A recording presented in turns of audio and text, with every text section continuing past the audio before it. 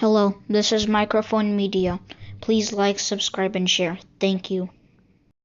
ሰላም ጤና ይስጥልኝ። እንደምን ዋላችሁ፣ እንደምን አደራችሁ። በመላው ዓለም ላይ ያላችሁ አድማጮቻችን ሰላም ለእናንተ ይሁን። ይህ ማይክሮፎን ሚዲያ ነው። ለማይክሮፎን ሚዲያ አዳዲስ የሆናችሁ ደግሞ እንኳን ደህና መጣችሁ እያልን የሁል ጊዜ አድማጮች የቤተሰባችን አካል እንድትሆኑ፣ አዲስ ከሆናችሁ አድማጮች በጣም ሪኮመንድ የማደርገው ሰብስክራይብ አድርጋችሁ የደወል ምልክቷን ተጫኑና ኦል የምትለዋን ተጫኑ። ለምን አሁን በጣም አስፈላጊ የሆነ ኢንፎርሜሽን በጣም ኃይል የሚሆንበት ወቅት ነው ያለ ነው። ብዙ ለውጦች የተካሄዱ ነው። አብይ አህመድ እንደምታዩት ያላችሁ እንደገና የፕሪቶሪያ ያስማሙን ኦባሳንጆ ወደ ትግራይ እየላከ ነው። በዝርዝር እንነግራችኋለን። ኦባሳንጆ ለመጀመሪያ ስለምንድን ነው የመረጡት? መጀመሪያ ሲመርጡት ስለምንድን ነው ፕሪቶሪያ ላይ ሄጄ እስማማለሁ ያለው? ይሄ የተረጋገጠ ነው። ትግርኛ ለምትሰሙ የትግርኛውን ኢንተርቪው 10-15 ደቂቃ የሚፈጅ ከሱ ቀጥዬ ለጥፍላችኋለሁኝ። ግን ሰመራይዝ ላደርግላችሁና የፕሪቶሪያው ስምምነት ለምንድን ነው አብይ አህመድ ወደ ፕሪቶሪያ አሁን ምን እንዳደረገ ወደዛ እንገባለን። ግን ፕሪቶሪያ መጀመሪያ መሰረቱ እዛ ነው። ፕሪቶሪያ ለምንድን ነው አብይ አህመድ እሺ ብሎ ሄደው? እንዴትስ ኢኒሼት አደረገው? ታሪኩን በደንብ መታወቅ አለበት። ይሄ የምናደርገ ያለ ነው እኚህ ኢንተርቪው የተደረገላቸው አምባሳደርም እንዳሉት ለታሪክ እንዲቀመጥ ነው። ትክክለኛው ለታሪክ በጽሁፍና በአውዲዮ በቪዲዮ በሁሉም ነገር መቀመጥ አለበት። ለሚመጣው ትውልድ መቀመጥ አለበት። ዝም ብሎ አፈ ታሪክ አይደለም። ይህ ትክክለኛውን የሆነበትን ነው የምንነግራችሁ። ትግራይ ውስጥ እንደምታውቁት ከሁሉም ክልሎች የተውጣጡ እንዳለ አስተባብሮ አብይ አህመድ ያልተባበረው ነገር አልነበረም። ኢትዮ ፎረም እንዳወጣው 14 ሀገሮች አሉ ወደ ትግራይ ወይ መሳሪያ ያቀረቡ የትግራይ ጦርነት ላይ ወይ መጥተው ቀጥታ የተሳተፉ ድጋፍ የሰጡ በዲፕሎማሲም ይሁን በምንም ይሁን ለአብይ አህመድ ያልደገፈ አልነበረም። ያኔ ጎረቤቶቻችን አሁን ወዳጆቻችን የጥንትም 3000-4000 ዓመት የሚባለውን ታሪክ ያላቸው እንደ አማራ ክልል እንደ አፋር ክልል የመሳሰሉት ጎረቤታችን ኤርትራም ሁሉም ከሱ ጋር ከአብይ አህመድ ጋር ነው የነበሩት። እና ከፍተኛ የሆነ ትዕቢት ተወጥሮ በከፍተኛ ትዕቢት ተወጥሮ አልስማማም ታስታውሳላችሁ። ነጩ ፖስታ ወደ ነጩ ቤተ መንግስት ብለው ቄሶች ሳይቀር ወደዚህ ወደ አሜሪካ የምንኖረውን አስተገብተው ነበር፣ እያሸነፈ ሲመስለው ማለት ነው። በኋላ ግን እየተሸነፈ መሆኑ በጣም አረጋገጠ።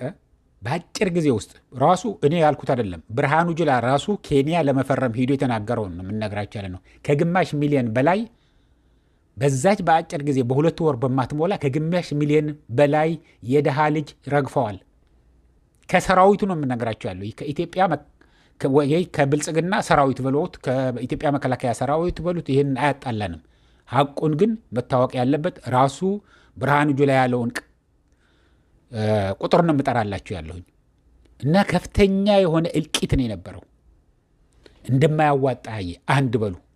ሁለተኛ ነገር ደግሞ በጣም ብዙ ህዝብ እያለቀ መሆኑ የታዘቡ አሁን ለጊዜው ስማቸው ልናወጣቸው ማንፈልግ 10 የአፍሪካ አገር መሪዎች ወይ ደግሞ መሪዎች የነበሩና አሁን ጡረታ ላይ ያሉት ተስማምቶ ይሄ ነገር ማስቆም አለብን። ምክንያቱም በውስጥ ቢደውሉለት አንድ ነገር ቢያደርጉ ይሄ ነገር ህዝብ እያለቀ ነው፣ ይሄ ነገር በጣም አስከፊ ደረጃ እየደረሰ ነው፣ የድሃ ልጅም እየወሰዳችሁ እየማገዳችሁት ነው እና መቆም አለበት ብለው 10 እምቢ ሲላቸው አብይ አህመድ 10 የአፍሪካ አገር መሪዎች ወይ ደግሞ መሪዎች የነበሩ ማስተባበር ለአውሮፓ ህብረት ለአሜሪካ ይሄ ነገር መቆም አለበት፣ ካልቆመ ግን ከሩዋንዳ 3-4 እጥፍ እያለቀ ነው ህዝብ። የትግራይ ህዝብ ብቻ ሳይሆን የሁሉም አካባቢ ህዝብ እያለቀ ነው፣ እዛ ሂዶ እየረገፈ ነው ብለው ማስተባበር ሲጀምሩ ይችን አብይ አህመድ ይሰማና አንደኛ ጦር ግንባር ላይ በጣም እየረገፈ እንደሆነ ነግሬያቸዋለሁ። ሂድ በቃ ርገጥ 30 ጥይት ሰጥቶ ጥይት ማብረጃ ሆን ጥይት እንዲጨርሱ የትግራይ ሰራዊት ብሎ ነው ሲልካቸው የነበረው። አይቀብሯቸው ወይ ደግሞ እየተሰቃየ ከሆነ ሳይሞትም ጨርሱኝ ባካችሁ ብሎ እየለመነ ምንም ነገር የሚያደርገው የለም። እዛው በቃ ጥለውት ነው የሚሄዱት። ይህንን በኋላ ግን ሊዋረድ መሆኑ ገባው አብይ አህመድ።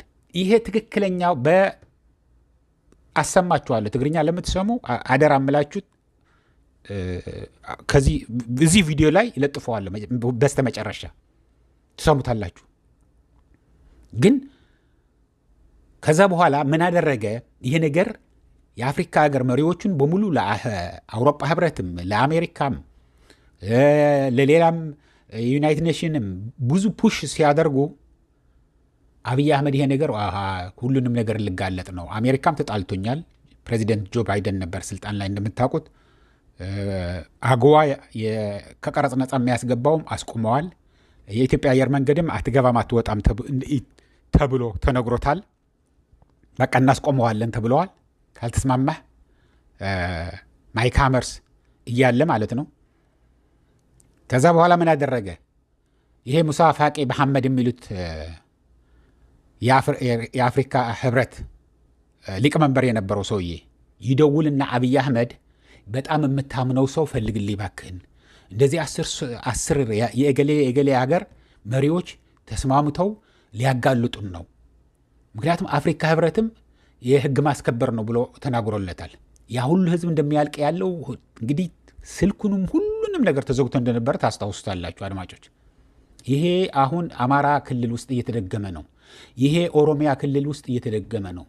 እንዳይደገም መነገር አለበት። አትለፉት። ጥላቻ አይደለም። ይህንን ሐቁ መውጣት አለበት። አስቀምጡት፣ ሰንዱት፣ ዶኩሜንታችሁ አታጥፉ። እነዚህ አሁን በደል የደረሰባቸው የተደፈሩ ሁሉንም ነገር ካሉ ኢንተርቪው አድርጋችሁ በቪዲዮ አስቀምጡት።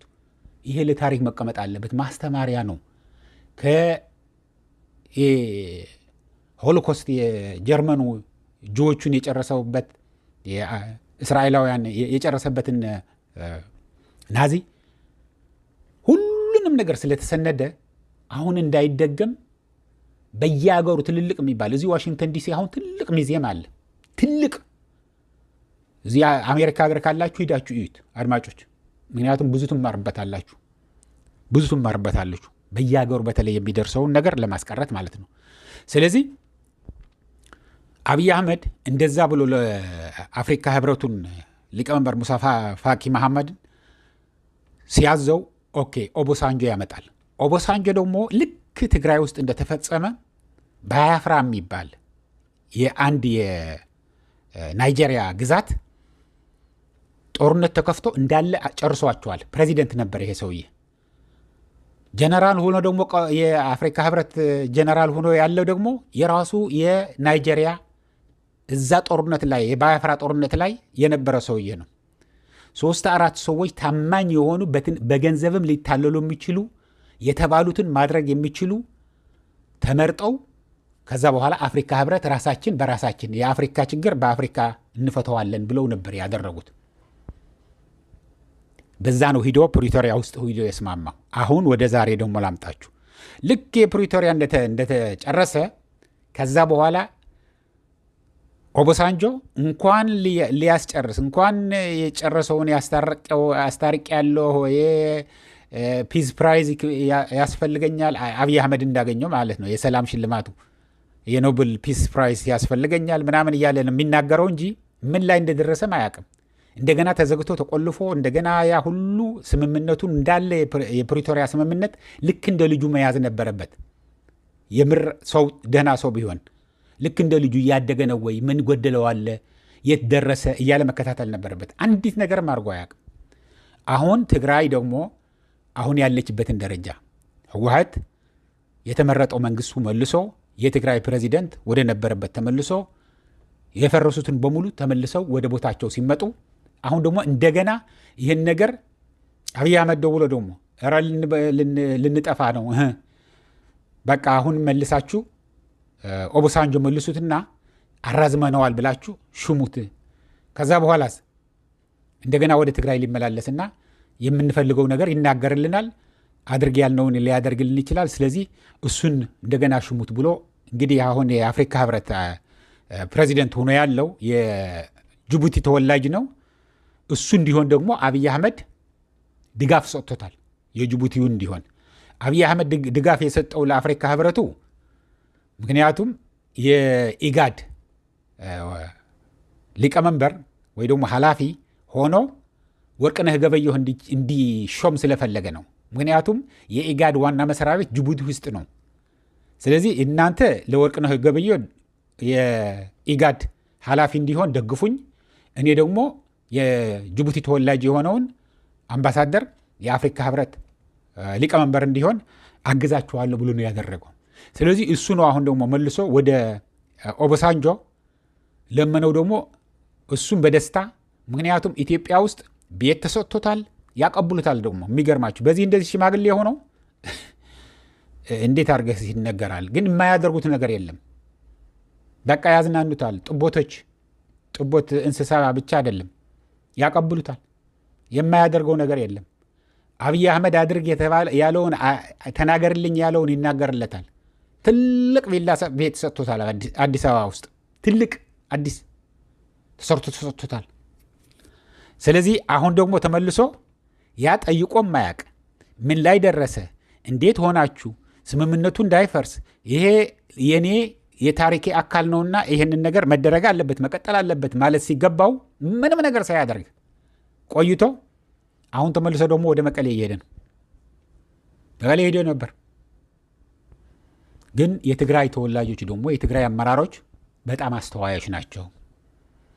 ሽማግሌ ሲመጣ አልፈልግህም ብሎ አታባረረውም።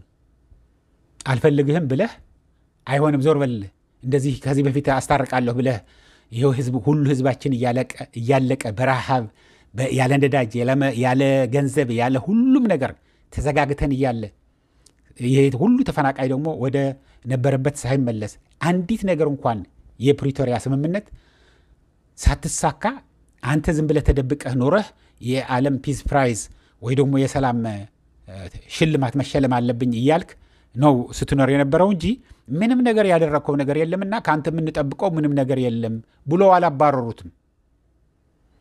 ሲመጣ ሁሉንም እንግዲህ አንተ ከመጣህ ያንተ ሌክቸር መስማት አንፈልግም፣ ያንተ እንደዚህ ካደረጋችሁ እንደዚህ ሊሆን ይችላል ምናምን የሚባል ነገር አንፈልግም። ሁሉንም ነገር ጨርሰህ ያንን የፕሪቶሪያ ስምምነት የምትለው ነገር ጨርሰኸው ሁሉም ነገር አስተካክለህ ስትጨርስ ወደኛ መምጣት ትችላለህ። ከዚህ ውጭ ግን ምንም ነገር ካንተ የምንሰማው የምናዳምጠው ሌክቸር ወይ ትምህርት ወይ ማስፈራራት ምንም ነገር የለም ብለው ሸኝተውታል። አብይ አህመድ ከፍተኛ የሆነ ፍርሃት ነው ደርሶበት ያለው። በተለይ ደግሞ ሁሉንም የኦሮሚያ፣ የአማራ፣ የትግራይ፣ የቤንሻንጉል፣ የጋምቤላ፣ የአፋር፣ የሶማሊያ እነዚህን በሙሉ ሰራዊት ያላቸው ማለት ነው አብረው ለመሆን እየሰሩ ነው፣ እያለቀ ነው፣ በቅርብ ቀን ይፋ ይሆናል ሲባል አብይ አህመድ ጭቃ በጭቃ ሆነዋል። አድማጮች ጭቃ በጭቃ። ስለዚህ ሁልጊዜ ጠንከር ብለህ መደረግ ያለበትን ካደረክ አብይ አህመድ ስር የለውም። አብይ አህመድ ዝም ብሎ ድንጋያማ የሆነ ቦታ ላይ የበቀለች ዛፍ ማለት ነው። ትንሽ ገፋ ስታረጋት የምትወድቅ። አብይ አህመድ እንኳን ኦባሳንጆ ይቀርና ማንም አያድነውም። ማንም ዩናይትድ አረብ ኤሚሬትስ አታድነው፣ ቻይና አታድነው፣ ማንም የሚያድነው ነገር የለም አብይ አህመድ። አሁን ኦባሳንጆ ደግሞ ለማበላሸት ነው እንጂ ጥሩ ነገር ለመስራት አይመጣም። ምክንያቱም አብይ አህመድ ጥሩ ነገር አይፈልግማ። አብይ አህመድ ሰላም ካለ ተጠያቂ እንደሆነ ያውቃል። በብዙ ነገር እንደሚጠየቅ ያውቃል። ጀነራሎቹ በብዙ ነገር እንደሚጠየቁ ያውቃሉ። ትግራይ ላይ ባደረጉት፣ ኦሮሚያ በሚያደርጉት፣ አማራ ክልል በሚያደርጉት፣ ቤንሻንጉል ውስጥ በሚያደርጉት፣ ሶማሊያ ክልል በሚያደርጉት ጭፍጨፋው፣ መድፈሩ፣ መዝረፉ በዚህ ሁሉ ተጠያቂዎች ናቸው። ስለዚህ ጦርነት እንዲቀጥል ነው የሚፈልጉት። ጦርነቷ ግን አዲስ አበባ እንዳትጠጋ ነው። አሁን ወደ አዲስ አበባ ከመጡ አማራ ክልል ከገባ ተሰባስበው ሰሜናውያን መጥተው ሊያጠፉኝ ነው። ይህንን ነው ፍርሃቱ። አድማጮች ይህንን እያልኩ ለአሁን እዚህ ይበቃኛል። እስከሚቀጥለው ጊዜ ድረስ ደህና ዋሉ። ትግርኛ ለምታውቁት ግን አሁንም አዳምጡት። ይሄ የትግርኛውን እለጥፍላችኋለሁ። ቻው። ውዕል ፕሪቶሪያ ዓለም ለኸ ውዕል እዩ፣ ብሽሙ ዓለም ለኸ ውዕል እዩ። ስለዚ እቶም ንዓለም ዝዝውሩ ዝምልከቶም ኣካላት تمتخو ونيرو الشيش لما تراي ذي كونس كم تزل كاير السعم أيوه الشيش ما بمثل وني كتاتلو حال فنقول حيلهم يري وزبل أمرون سلزه اتبع البريتوريا بعلم لخ حورة سب ترسيو كم زينا ورأي يمري أمه بزحات مهنياتات اللو والدمرت نايوع البريتوريا عند الثقم وحس يقولون غارانتورز بحال وحس انت اللي قا تعقدت مالتي وحس عقت تي مسكر كايو زوعال كايو كفصمه يكاله او عدنا سواء سبيتن قا كم بارعو قال كيدانو اتيو منالو وحس عقت يبال كي تحاده وغن تحاده خي ودلو مالتي زي كم زلو خوينو تقندي تقندغول في الصقم ناي غارانتور مساني يخول كلهو اتوم وعل بريتوريا زملكتهم علم لخ حبرتنا لنا نصوعهم بريتوريا بزملكت 4 أكتوبر عين متكاس ياكل 4 أيام اتقدم افريكا حبرتي السوني تواحس بحال اتوم كالوت سميحكم مصومين نا أفريقيا تقم بأفريقياويان زبل سمكل مخنيان كاب حلافنتهم كرحقون كدليو نا أفريقيا حبرت جخم مخانو سمكل مخانو نافلتو نا أفريقيا حبرت يخاوا وحفيلهم نا أفريقيا حبرت يومو اتهم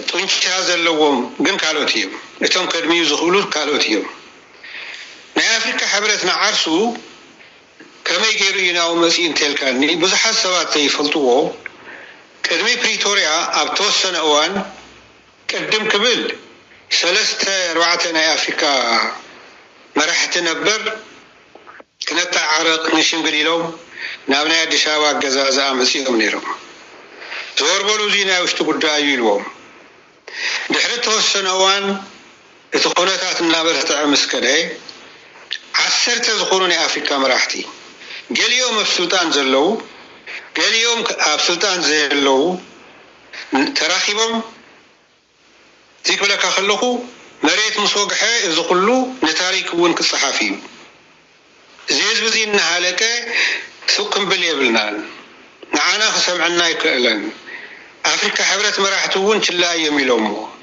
سلذي نيتنا دشابا دقاف زبهارنا أمريكا منقستي حالة نقر قبر كلولو لنا يلوم 10 مزرراب جميرو 3 سبات كلمو صحوفات حزام خدو التصحوف بزي كايرو اللو تركي قبضرو اللو اوان ناي دشابا منقستو دي فليتو خنقدمو ملنا بزمل ناي أفريقيا حبرت كوميشنر نزنبرة موسى فاكي محمد اتنا إثيوبيا تقلع مينستر مسنقرو تقوايوم نزيز خشف نزيز خلف وبس عنجو زبهال قدم كل مساعتهم ركب زلو وصاني حاخم مصوية نو بس عنجو نا أفريقيا حبرت نا يكرنا أفريقيا وكيلي لهم شيء مبمو كي جمر زيت عنا زي بالليو ولا قوات تورنت بس كم تفلتو بتزخونه خلطات نبريتوريا انتاتنا أمرارز أنا ايت سبيشال إنفوي بزيتون قولو زي تجمر ايو حالبل سلذي كم دي زام سولو أفريقيا مرحتي أمريكا نجيرهم كشجرونا يوم قدمنا يوم حالا نقول تدارينا نصنع نكبهال زماسة سبيشال إنفوي وبسانجو نعرف تاريخ اللو جنسايد فصمه وتادر ينيرو بزخونه خوينو جن دحراي نا أفريقيا لو هاوز بهالو مراحة تباهيلو زلكا هاتقرب نس نفسير ملس زيناوون صبورك بنيرو زيناي تانا فورم ون كابز مسرتو حدا ينيرو وبس عنجون كشيم متاينا نقبر زبها حتى تلاعيل نيري عوضا مزنبرنا من قصة وكلتون بوشتون ኦባሳንጆ ኣብ ቅድሚት ኮፍ ዝብል እምበርቶም ሰዋና ኣሜሪካ ስለ ዝኾኑ ንሓደ ናይ ኣፍሪካ መራሒ ኣይንቕበልን ምባል ትክክል ኣይኮውንን ንቀበሎ ግን ካብ መጀመሪኡ ንንገሮ ዝብሪቶ ኢና ካብ መጀመሪኡ ናይ መጀመርያ ምሳና ክረኸብ ከሎ ንስኻ ከምዚ ዓይነት ባክግራውንድ ኣለካ ናይ ኢትዮጵያ ጠቅላይ ሚኒስትር ቀረባ ፈታዊ ኢኻ ነገር ግን ንሃገርካ ንኣፍሪካ ሕብረትን ክብርን ክንብል ንቕበለካ ተባሂሉ ይነገሮ ብዝብል ነይሩ ብዝኾነ ሓደ ንሱ እዩ ጥዒና ዘይብሉ ፍሉይ ልኡኽ ተሸይሙ ቀፂሉ እቲ ናይ ኣፍሪካ ሕብረት ኮሚሽነር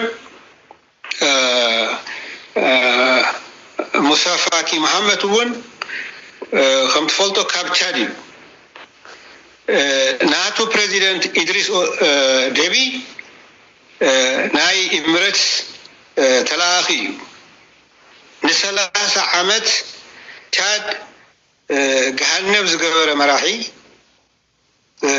ዳርጋ ናይ ኢሚሬትስ ሓደ ክፍለ ሃገር ኮይኑ ዝሰርሕ ዝድላዮም ዝገብርዎ ብተፈጥሮ ሞይቱ ተገላጊሎም ወዱ ይሕተኪዎ ዘሎ ስለዚ እቲ ናይ ኣፍሪካ ሕብረት ኮሚሽነር ብሓደ ገጽ ዝተፈለጠ ኮራፕት እዩ ናይ ኢትዮጵያ መንግስቲ ናቢድዮትይዎ ብኮራፕሽን ብሙስና ብኻሊ ገጽ ከዓ ሃገሩ እውን መምርሕያቶ ኢሚሬትስ እንታይ ከም ዝደሊ እዩ ዝቕበል ነይሩ ስለዚ እዚ እዩኒ ኦባሳንጆ መሪፅዎ ከም ሕማቕ ኣጋጣሚ ኮይኑ ቀፂሉ ዘሎ ነቲ ውዕል ዝምልከቱ ኣፍሪካ ሕብረት ኮሚሽን ናይ ፖለቲካ ናይ ሰላምን ናይ ፀጥታን ዝበሃል ኮሚሽነር ከዓ ኣምባሳደር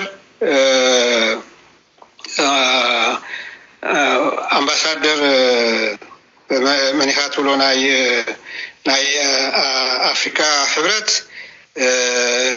ባንኮሌ ኣዶዬ ይበሃል ኣምባሳደር ቦከር ከይኻ ካሊእ ናይጀርያዊ እዩ ስለዚ ዳርጋ ኩሎም ወራብ ስልጣን ኣይሃሉ እምበር ንኦባሳንጆ ልክዕ ከም ናይ ናይጀርያ ፕሬዚደንት ኮይኑ ዝእዝዞም ዝነበረ እዮም ዝሰምዑ ወዚኣቶም ካሊእ ኣብዚ ናይ ፕሪቶሪያ ዓብይ ግደ ዝነበራ ከዓ ካሊእ ኣብ ሕቡራት መንግስታት ዳሕራይ ክመጾ እየ ናይ ጉተረስ ክንርኢ ከለና ናይ ጉተረስ ምክትል ዋና ጸሓፊ ናይ ሕቡራት መንግስታት ኣሚና መሐመድ ከዓ ካሊእ ናይጀርያዊት እያ ስለዚ በአፍሪካ ሕብረት ደረጃ እንተሪኻ ጉዳይ ፕሪቶሪያ ብስም አፍሪካ ሕብረት ኣብ ኢድ ቻድን ናይጀሪያን ፋይል እዩ ነይሩ እንተበልካ ምግናነ ይኸውን እዚኣቶም ከዓ ሓንቲ እዮም ኦባሳንጆ ዝደለዮ ፋኪ ዝደለዮ ዝገብሩ እዩ እቲ ሓደ ዓለም ሕብረተሰብ ኒ ፕሪቶሪያ ክርስቶዕ ካብ ዝገብሮ ሓደ ኣብ አፍሪካ ሕብረት بزوم أكلات زياتهم بستفتر تسعونه أيو زي حدا أيو كتيلو زلوا عالم حرة السبز بهال أمريكا حزب إثيوبيا زين هي تكلم مينستر ناف سلطان كمس زحجزوه نحنا يزولوه أمريكا يوم بزح ساسفان إيروم مس إيرترا مس إساياس التعريقهم معرو شلماتنا عالمنا سلام شلمات كركب زقوروا أيوم خم نذكره حزب سلطان زين هنا أمريكا بريزيدنت أبي أحمد شلمات مستشلمه حدا نا أفريقيا هاجر ونا حدا ما راح يتشلم له السكان عايز قبلنا نيرو جن فأنا زم أسأيلو انكشمت تبون سمعنا يوينا سلذي أفتوانوتي أمساس أوزي سلزخونه كساعة بريتوريا من البات بون يتين هنا زول وسب أو حدا قاون كود سلزخاله بحكي بنهاجرو بنعدو مخيلون جونسايد ناتخيل ناتفلتو قلصلو سلذي كالو نا بريتوريا تيومنا نساتهم بزغور وعلفتيمنا بدحريو جن كم زلك زلهو نحنا سويو زد الله يقبر ترى اليوم يسمعوا بزبل أمريكا خالي أجندة ونقاتيمهم كابانا وصائي نحن حد عدين اشتي كلنا كم بعد يوكرين كالوتن زام سلو نجارات مسقاتهم أبتناي مجرشاناي ترامب جزية سفتناي مجمرة منهم تجاورونا بايدن أدمنستريشناتنا بايدن من محدار بتناصاري بزح نجارات كيرين متناسي أب سبعة حجزن أب سبعة مسلاتن بفلاي كعا نادي شام مراحتي ناب دردر تفرم ووعل خفص مو بزبل معقب مقبار معروم سا أمريكا تبع سناي نايلهم ني صعدا بيت منقستي صعدا بوستا بزبل من قصقاص زقورو أقوى بمسراز بتناصاري سريح نيرو يخونن برناي بايدن أدمنستريشن ون تقلال أفريقيا بزنورو بوليسي نكرنا أفريقيا ونقول أحتاج بسلا زي نوري بوب بيلوم تفيهم استشهموا سبيشالين فوياتون سرحهم تيسرحوا كيدهم سلذي عم جرشوا عبايد ترامب تملي شو مسيو زحزت ريز اللغة من الباتون بزمس مسيونا وكالي أجندة أي خيدو ناي مسي إسرائيل كان كامس إيران نبذل علو وطورنات يوكرين بزملكات قالتون يوماتهم نحنا قدام يكوننا أبكروا معلتي أبكروا وانات نريو زلنا ناي أبزناي مسيران استقبلت أورنات ناي كأي بحري قداي نقدر مثل سلازلو ناي ترامب أدمنستريشن انتصبح ماق انتصبح كودا نقدر متحاولنا نريو نخبابينا نيتوبيا نيرتران قلعة هيبم بوليسي أمغراس يركو زخونا بوليسي قريصة ملو بتقباران نتحاولنا نريو بزخونا خوينو جن أمريكا ود بزمل كعوزي نبريتوريا قلع حيلو ما يريون اتصال ساي ناي بريتوريا فصامي تخطاطال زبها الأكل على محبرة سبنا لنا نصوى أوروبا حبرتي أوروبا حبرت بزحات سبات لبزي والوو ناي تقراي قداي بزملكت International Commission of Experts of Ethiopian Human Rights Commission أقاقي من يورو إكرينا ولنا نصوعهم تفلتو زي عبية نقر يونيرو توسنا ساعات سريحو ريبورتونا Human Rights Commission مساقرباي تي كان مجمري قاقم اللوي لسبونسرز قورا أوروبا حبرات اندقنا علمي خنا واحد يولن قصل يولن يلو بعلو حاتيتو أبتوانوتي أوروبا حبرات كابناي وصلوا كابناي بريتوريا سمعنتي وصلوا الكوميشن زي ما قصالو بعرفوا عبي قداتي أبتقرأ استجابة جبن كساع جنوسايد تفسيمي يلو نقدميت نفتحن نتحتات النت مسرت زجبر كوميشن كي يغطي المقبار نعرسو هذا قداي كينو كوا حليفو كن أوروبا حبرت يحقنا يزلوا نابلنا إنا نيرنا فأنا بتخكل بزيز تردو أي مسلم ننتي شو عزنا وراء مرارحة دبدابي من صحافة تيكر زلق من قستي ينيرنا من محداري ينيرنا شو سلازي أوروبا حبرت تناي بريتوريا سمعنات مسفرة رومنا تناهنا قداي ناي وشتو قداي يوزي دشاباز ولا مسميعهم حريفهم قمتوا اللو منازل باليوم كيدو سرحون يتسرحون نعاتهم ونعبينا قريكونا سلازي كساعة مالي نقوه أبتقراي زخونا ناي من قستي نورا من قست مليسنا إنا قزاح ساعة زبهال أتقيتهم يوم تانيهم اتناي مجرشا سملكتو حورات من قستاتيو حورات من قستاتون اتوانا صحفي أفتما جمراوان كم كل وانا صحفي زقبروه أبزخونا ناي سلام ناي تورنت كونتات تمع بيت هاجرات بفلاي أبالات ستتابيت مغري تمع مش تقومي تزلوا يزختن سلازي ناي تقراي ناي إثيوبيان قداي أمريكان أوروبان يوم زكاتات الونيرهم تنساتهم زلونا تختل أيو نعانات دفرنا نيرو دحرايكن بايدن ادمنستريشن لوطن كمص سفلي رايان كلهم غوترس نعرسو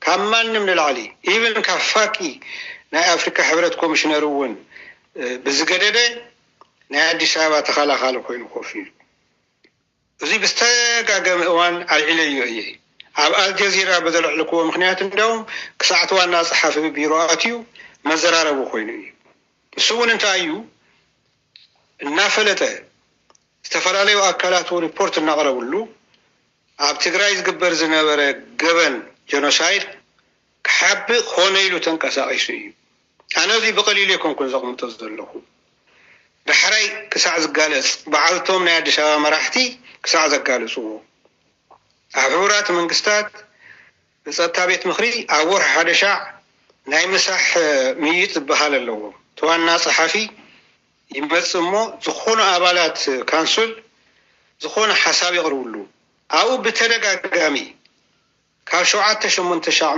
ንላዕሊ ናይ ኢትዮጵያ ናይ ውሽጢ ጉዳይ እዩ ናይ ኤርትራ ናይ ሶማሌ ለው ዝበሃል ፕሮፓጋንዳ እዩ እና በለ አጀንዳ ኸይኑ ኸይቀርብ ተኸላኺሉ እዩ ኣብ መጨረሻው ከምቲ ዝክሮ ኣብ ዕላዊ ናይ ጸጥታ ቤት ምኽሪ ኣኼባ ኤርትራ ናብ ኢትዮጵያ ኣይኣተውን እዚ ከዓ ጠቅላይ ሚኒስትር ትማሊ መረጋገጽ ሂውን እዩ ኢሉ መስተዛረበ በዲያስፖራ በመሁራት በመንግስት ተወከልቲ በስተደጋገመ ፕሮቴስት ቀሪቡ ናብቲ ቢሮ እንተይቀረ ኣብ ታሪክ ተሓታታይ ክትከውን ይኻልና በልናዮ ቅንጫ ይበሉን ኣብ መጨረሻ ግን በዓሉትና ኢትዮጵያ ጠቅላይ ሚኒስትር ንዕኡ ኸሚሉ መስተናገረው ሰምኑ ኤርትራ ናብ ኢትዮጵያ ከምዛኣቶ ቀጽሉ ግን ተጠው የበለን እዚ ዝኾነሉ ምክንያት ታይ መስለካ ቀደም ኢሉ ተሰረሕሉ እዩ አና ጎመስ ትበሃል ጓል ዓዱ ጓል ፖርቹጋል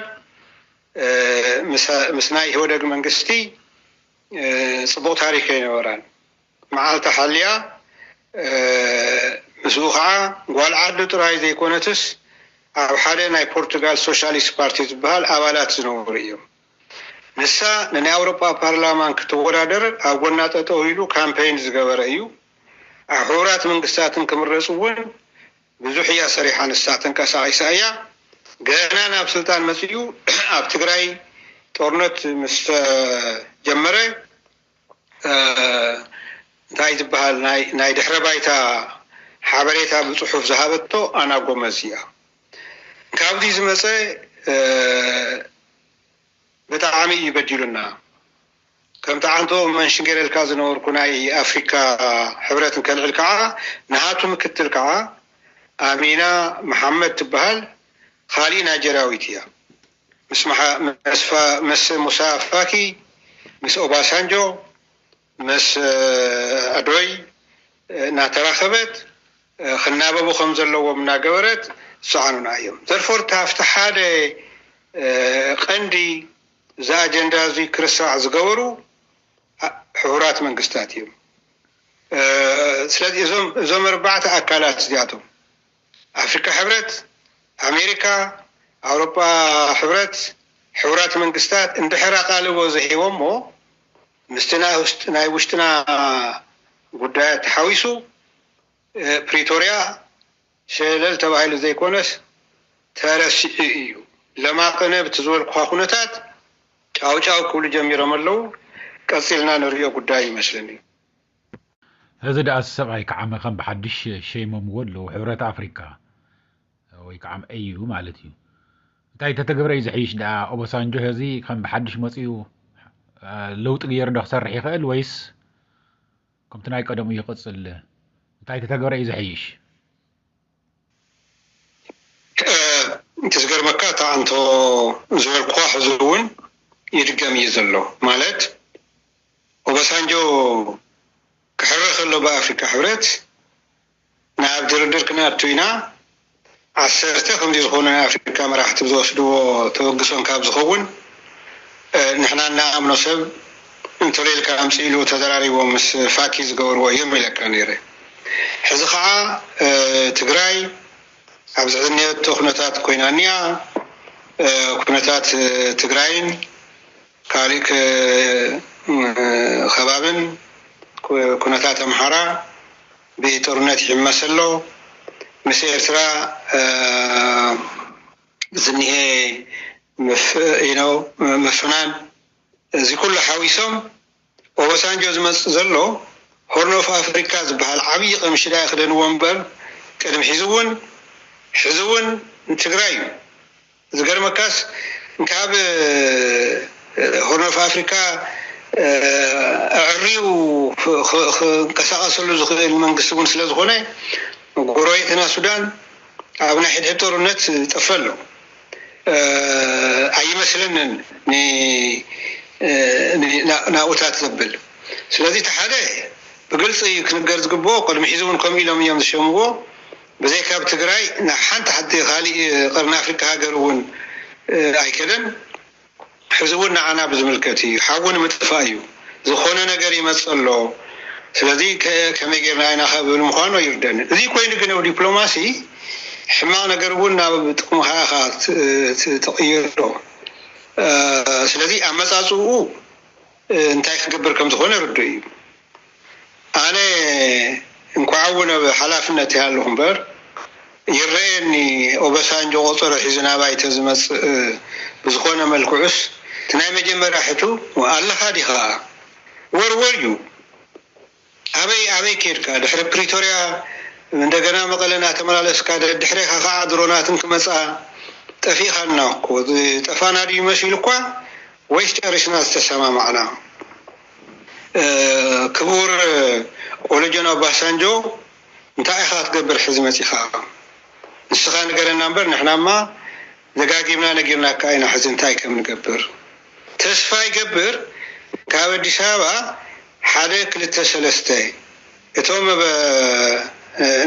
نبوز حرمتين نبوز عامتات تتحسو كوينو ما تفناغيلهم زلو سواد أو سودان زلو سودتونيا تات معالت قوريسكا بزا معالت زي بناي بزا جواب زي كملوا سيئة من تلكنا حدا نقدر كنقرأ ندلكن ناي بريتوريا سمع النت بهال تخوينو مجمريخا نابتقوم نقدر راتون برت سمع النتكو فريسو يو تتقلع منستر فريسو تم استفرارمون أبناتي بيرو اليوم زنيو يلونا يو سلذي بتعمين أنا خبركا جن تجراي جميعيا خافتم تدم قصول زجور حدا عيلنا نعاخا نريك أينا إننا بزنايكا ستيتسمانشيب بزنايكا عدمي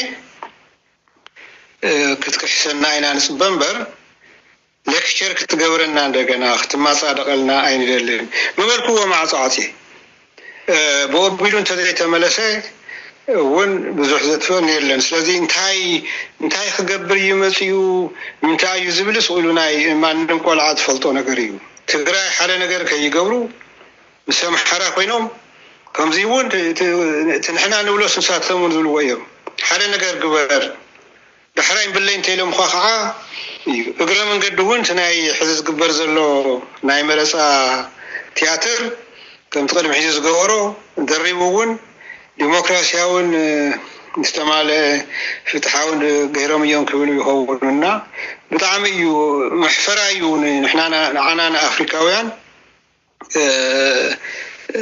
سويلوا بغزو خفت بالقبو كبر حاليو نصاوت خبرنا ايز مسلنا انتي كم زبال انا يفلتن انا خملكا زلكو نصا كوينا كم حدث زبلو زلو منالبات ون حقنا مزراب عدل تزهلو أن بحلافنا درجاون وعن قايدا يختم نافتنا هاتم درجة خيور دمبر بناي كموزا أمسلو سبات كمناي بعد أنطونيو غوتيريس زولو سبات أبناي تجراي سنت تاريخ نعاساتهم معرف زلوهم سؤال كابقليلو الرأي بأم تراي كونن ليتن كترن حاسيبو انتاي كون كمسألنا خلي تبهايلو ايو بزل خايو يتمسألنا خبهالون يكاليو قلنا السؤال ادفايس يقولون تيسمعنا انا من تايز خيد سلذي اندحر دفيرو سكوا ما عنتا غيرو زي حفرو نمقالا نتعزز له منقستي ያውም እሱ ኣብ ዘይፈልጦ መንግስቲ ምክንያቱ ብኮሃት ተመስለተ ምሕዳር ኣይኮነን ናይ ውሽጥና ጉዳይ ከም ዘሎ ኮይኑ ስለዚህ ንዓኻትኩም ኣፍልጦ ይበኩም እየ ወላ እኳ አዲስ አበባ ይሃብኩም እምበር ምስኻትኩም ክዘራረብ እየ እንተኢሉ ግርም ግን እንታይ ሒዝካ መፂኻ ቅድሚ ሕዚ ኣኽለና ክበሃል ይግባኦ ይመስለኒ ብፈረንጂ ሓደ ኣዘራርባ ኣሎ